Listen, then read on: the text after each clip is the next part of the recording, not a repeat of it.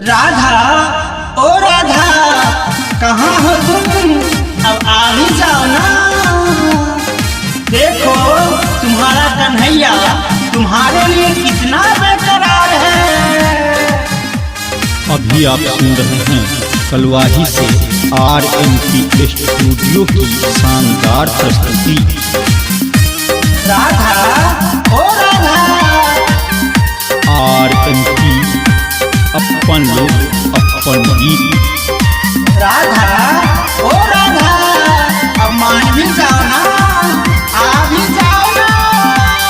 तेरे बिना तेरा कान्हा है आधा आधा आधा आधा आधा। तेरे बिना तेरा कान्हा है आधा, तेरे बिना तेरा कान्हा है आधा। आजा रे आजा कहाँ हो मेरी राधा, आजा रे आजा कहाँ हो मेरी राधा। और बेचैन करो ना मुझे ज्यादा, और बेचैन करो ना मुझे ज्यादा। आजा रे आजा कहाँ हो मेरी राधा, आजा रे आजा कहाँ हो मेरी राधा। राधे, ओ राधे, आ जाओ, ऐसे कठोर ना बनो। देखो तुम्हारे बिना तुम्हारा कन्हैया पूरे आधा है। आजा रे आजा, आजा रे आजा कहाँ हो मेरी राधा।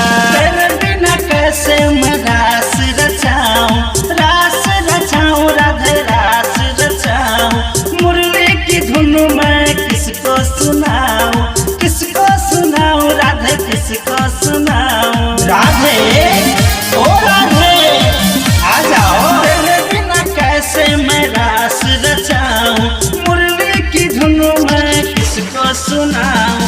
प्रीत की राह में लगी है क्या बाधा, प्रीत की राह में लगी है क्या बाधा।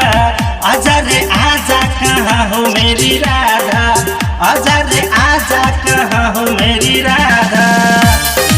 अब मान भी जाओ राधे, अब आ भी जाओ, अपने कन्हैया को इतना ना तड़पाओ।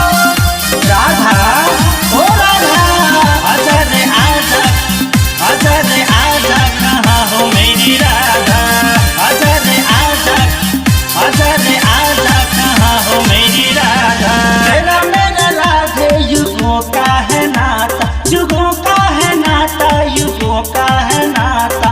तू जो नहीं तो मुझे कुछ ना सुहाता, कुछ ना सुहाता, राधे कुछ ना सुहाता।